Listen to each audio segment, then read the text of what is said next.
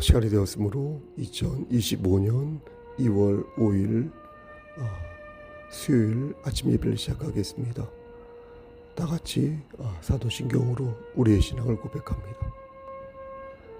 전능하사 천지를 만드신 하나님 아버지를 내가 믿사오며 그 외아들 우리 주 예수 그리스도를 믿사오니 이는 성령으로 잉태하사 동정녀 마리아에게 나시고 본디오 빌라도에게 고난을 받으사 십자가에 못 박혀 죽으시고 장사한 지 사흘 만에 죽은 자 가운데에서 다시 살아나시며 하늘에 오르사 전능하신 하나님 우편에 앉아 계시다가 저리로서 산자와 죽은 자를 심판하러 오시니이다.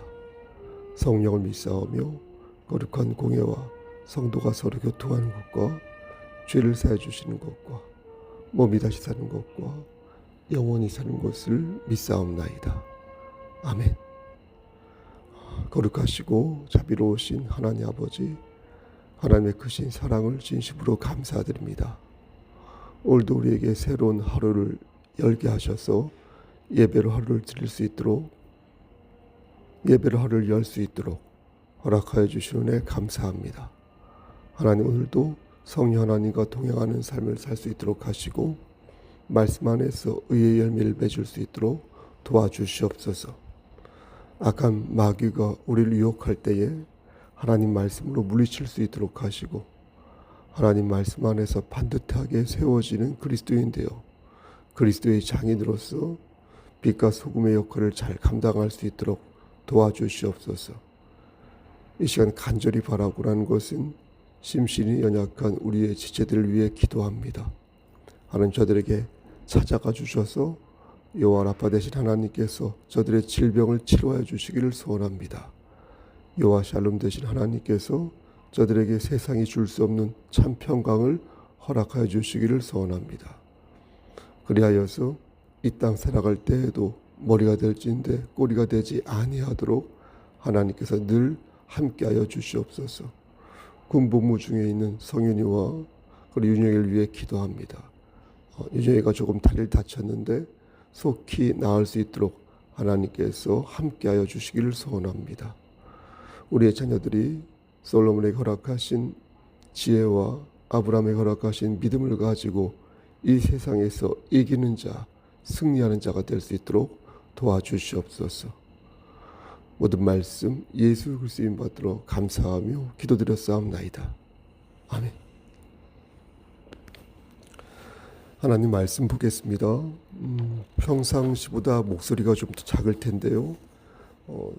지금이 새벽 2시 정도 되는데 제가 병원에 있어서 민폐가 되면 안 되기 때문에 복도 끝에서 녹음을 하는 중에 있습니다. 여러분들에게도 민폐가 되지 않고 병원에 있는 사람들에게도 민폐가 되지 않기 위해 최선의 노력을 다하겠습니다. 하나님 말씀 보겠습니다. 하나님 말씀 히브리서 12장 28절 말씀입니다. 히브리서 12장 28절 봉독합니다. 그러므로 우리는 흔들리지 않는 나라를 받았은즉 감사함으로 섬기고 경외함으로 경외함과 두려움으로 하나님을 기쁘시게 하자. 아멘. 하나님, 이 말씀을 들어 사용하여 주시옵소서. 예수님 이름으로 기도드렸사옵나이다.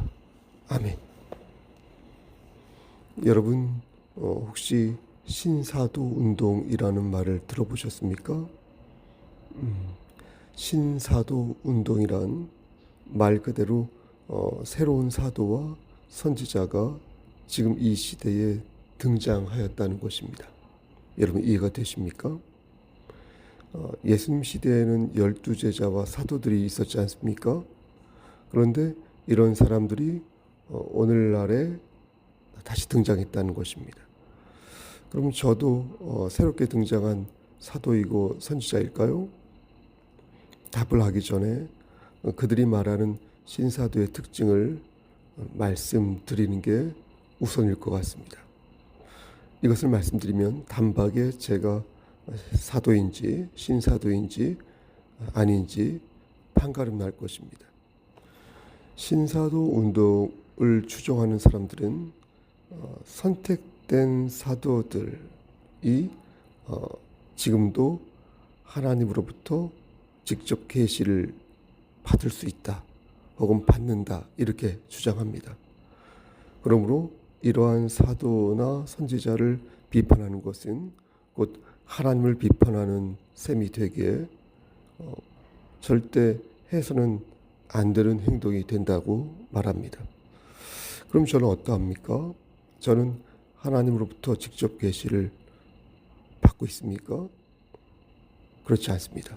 저는 하나님으로부터 직접 계시를 받은 적이 없습니다. 앞으로도 없을 것이라 생각합니다. 그러므로 저는 그들이 말하는 신사도에 해당하지 않습니다. 그럼 다른 사람은 신사도가 될 수 있을까요? 그래서 하나님으로부터 직통 계시를 받을 수 있을까요? 분명히 말씀드리는데 그러한 사람은 존재하지 않습니다. 에베소서 2장 20절 말씀을 보면 너희는 사도들과 선지자들의 터 위에 세우심을 입은 자라 그리스도 예수께서 친히 모퉁이 돌이 되셨느니라 이렇게 말씀하셨으니 우리는 이미 세워진 사도들과 선지자라는 그 터 위에 세워진 교회인 것입니다. 그러므로 지금도 사도와 선지자들이 만들어지고 세워진다는 그들의 주장은 잘못된 것입니다. 신사도 운동의 두 번째 특징은 특정 국가나 특정 지역의 악한 영이 그것을 지배한다 이렇게 주장하는 것입니다. 이러다 보니까 어떻겠습니까? 그 나라나 그 지역에 가면 사람들의 눈빛이 달라집니다. 그래서 악한 영을 쫓을 생각으로 땅밟기를 한다든가 아니면 사찰이죠. 절 같은 곳에 들어가서 두 손을 들고 큰 소리로 하나님께 기도를 한다든가 아니면 마귀야 물러가라고 크게 외치면서 으름장을 놓기도 합니다. 그러니까 자기 땅도 아니죠. 자기 땅도 아니고 또 공공장소도 아니고 사유지에서 복음을 전한다며 악한 영을 내어 쫓겠다고 고래고래 소리를 지르는 것입니다. 저는 이러한 모습을 보면 살짝 살이 떨릴 때가 있습니다. 복음을 전하는 것에 대해 제가 뭐라고 말씀드리는 게 아닙니다. 우린 담대하게 저들에게 복음을 전해야 합니다. 하지만 복음을 전한다고 남의 집 문을 따고 들어갈 수는 없는 거 아니겠습니까? 남의 집 문 따고 들어가서 그 집안에서 복음을 전할 수는 없는 거지 않습니까? 상대가 원하지 않는데 사유지에 들어가 고래고래 소리를 지르는 것은 아무리 그가 복음을 전한다고 하여도 옳은 행동이 아닌 것입니다. 여러분 입장을 바꿔놓고 생각해 보십시오. 생판 모르는 사람이 우리 집 앞마당에서 혹은 교회 잔디밭 앞에서 포교 활동을 하면 여러분 가만히 있으시겠습니까? 공공장소에서도 마찬가지입니다. 법을 지키지 않으면서 규정을 지키지 않으면서 복음을 전하는 그런 사람이라면 여러분 어떻습니까? 하나님의 영광을 과연 그가 생각하는 사람이라고 말할 수 있을까요? 그렇지 않을 것입니다. 폭력과 혐오를 부추기면서 하나님의 일을 한다고 말하는 사람들은 실제 하나님의 영광을 가리는 것이니 그들은 속히 자신을 돌아보아 당장 거짓된 포교를 중단해야 할 것입니다. 여러분 오해하지 마시기 바랍니다. 저는 거듭 말씀드리지만 복음을 증거하지 말라고 말씀드린 게 아닙니다. 법과 도덕을 무시하고 폭력과 혐오를 부추기는 사람들이 하나님을 운운할 때, 하나님 영광을 운운할 때 과연 씨알이 먹히겠냐라는 것입니다. 성령님이 다 알아서 해주실 거라고요? 그렇게 말하기 전에 먼저 그리스도의 인품을 담기 위해 노력해야 하는 것이 순서가 아닐까요? 특정 지역과 특정 국가에 악한 영이 지배하고 있다고 믿는 것은요, 하나님의 주권을 부정한다는 점에서도 문제가 있는 발상입니다. 예컨대 이슬람 국가는 악한 영이 지배하는 국가일까요? 일본도 악한 영이 지배하는 국가이고 어떤 특정 지역이나 장소도 악한 영이 지배하는 공간일까요? 그럼 그 나라와 그 장소는 하나님이 들어가실 수 없을까요? 그래서 그곳에서는 하나님께서 힘을 발휘하실 수 없는가요? 시편 24편 1절 말씀을 보면 땅과 거기에 충만한 것과 세계와 그 가운데 사는 자들은 다 여호와의 것이로다. 이렇게 말씀합니다. 이는 하나님의 주권이 임재하지 않는 곳이 없다는 것입니다. 모든 나라와 모든 지역이 다 하나님의 것이니 악한 영이 설령 그곳에서 판을 친다고 해도 하나님의 관할 아래 있을 뿐 그 어떤 주권도 마귀는 가질 수 없다는 것입니다. 악한 영을 가질 수 없다는 것입니다. 그러니 신사도 운동은 이상하고 위험하며 성경적이지 못한 운동이다. 이렇게 말씀드릴 수 있겠습니다. 세 번째, 신사도 운동의 특징은 초자연적인 현상을 지나치게 좋아한다는 것입니다. 또 의지한다는 것입니다. 여러분 이 부분도 오해 없으시기 바랍니다. 저는 초자연적 현상 자체를 부정한 것이 아닙니다. 제가 우려하는 것은 하나님의 말씀보다 초자연적인 이적을 더 사모할 때 문제가 생긴다는 것입니다. 여러분 마태복음 24장 24절 말씀을 기억하십니까? 거짓 그리스도들과 그렇죠? 거짓 선지자들이 일어나 큰 표적과 기사를 보여 할 수만 있다면 표적과 기사를 보여 할 수만 있으면 택하신 자들도 미혹하리라. 맞죠? 예수님께서 하신 말씀입니다. 여러분 이 말씀이 무슨 뜻입니까? 예? 여러분 이 말씀이 무슨 뜻입니까? 초자연적인 능력은 마귀도 할 수 있는 능력이라는 것입니다. 그래서 거짓말하는 놈들을 교회로 오게 하여 사람들을 현혹하고 어리 빠지게 만드니 조심하라는 것입니다. 여러분 마귀의 세 가지 유혹을 기억하십니까? 그중 첫 번째가 뭐였습니까? 마태복음 4장 3절에서 네가 만일 하나님의 아들이어든 명하여 이 돌들로 떡덩이가 되게 하라. 이렇게 마귀가 예수님을 시험하지 않았습니까? 그때 예수님께서 뭐라고 말씀하셨습니까? 4절 말씀에서 사람이 떡으로만 살 것이 아니요 하나님의 입으로부터 나오는 모든 말씀으로 살 것이다. 이렇게 말씀하셨지 않습니까? 그러니까 중요한 것은 하나님의 말씀이라는 것입니다. 하나님의 말씀이 주된 것이 되고 그 외적인 것이 부차적인 것이 되어야 하는데 자꾸만 부차적인 것을 주된 것으로도 가치가 전도된 신앙생활을 하려고 하니까 그게 문제라는 것입니다. 그러다 보니 신사도 운동을 하는 사람들은 대규모 집회를 너무 좋아합니다.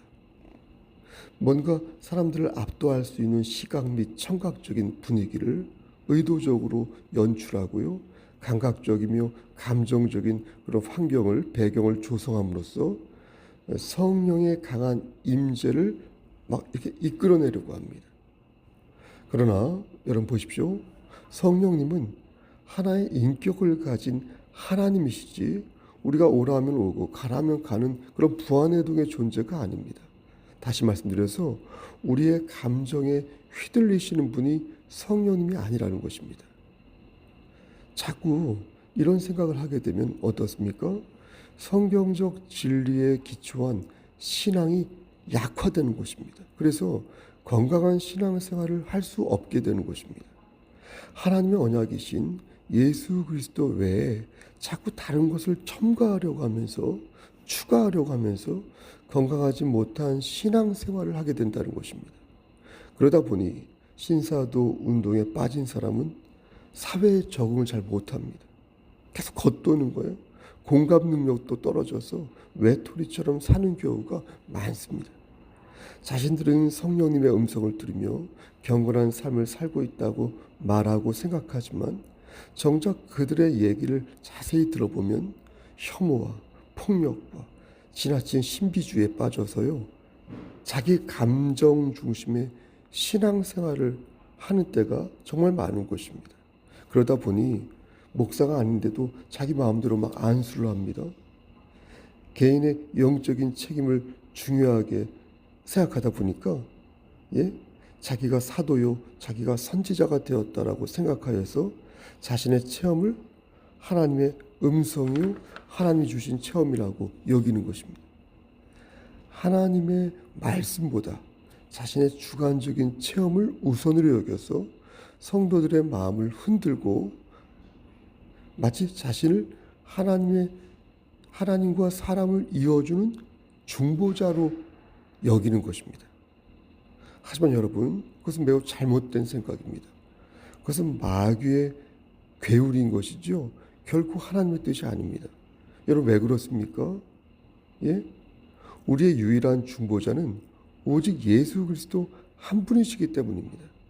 디모데전서 2장 5절에서 말씀한 것처럼 하나님은 한 분이시요, 또 하나님과 사람 사이의 중보자도 한 분이시니 그 사람이신 그리스도 예수라. 아멘.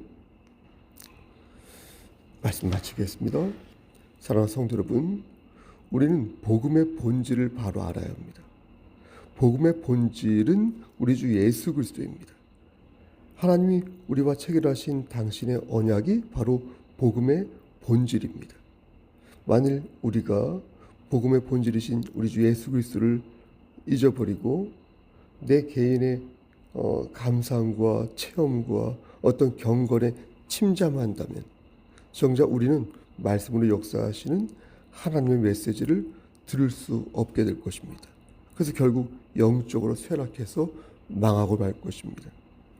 그러므로 저는 여러분들에게 권면하는 것입니다. 사랑하는 성도 여러분, 화려함을 좇기보다 하나님의 말씀을 좇으십시오. 여러분, 신비로운 체험보다 분명하고 단단하게 우리에게 제공되어진 하나님의 말씀을 의지하십시오. 폭력과 혐오가 아니라 사랑과 자비와 인내로 예수 그리스도의 향기를 바라십시오. 예수 그리스도가 현재 교회를 통해 세상을 다스리고 있으며 그의 통치가 지금 이 순간에도 영적으로 이루어지고 있음을 여러분 예수 중심으로 이해하시고 믿으십시오.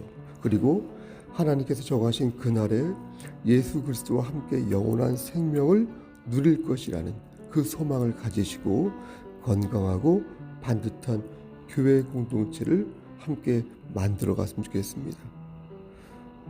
성석교회 성도 여러분, 그러므로 우리는 흔들리지 않는 나라를 받았은즉 감사함으로 섬기고 경외함과 두려움으로 하나님을 기쁘시게 하는 삶을 살아야 할 것입니다.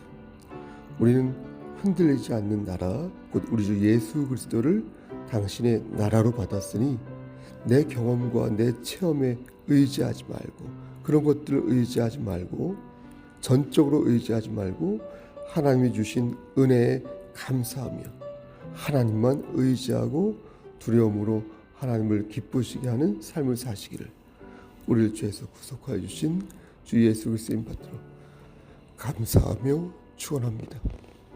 아멘. 이제는 우리를 죄에서 구속하여 주신 우리 구주 예수 그리스도의 은혜와 아버지 하나님의 마극하신 그 사랑하심과 성령 하나님의 교통하시고 인도하시는 모든 역사하심이 하나님 말씀 안에서 오늘도 흔들리지 않고 우리에게 주신 하나님 나라를 생각하며 아름답고 반듯하게 성화되어 가기를 소원하는 여기 모인 성도와 그들의 가정과 이 제단과 이 나라 위에 하나님의 사랑하심이 세세토록 함께 계실지어다. 아멘. 예배를 마쳤습니다.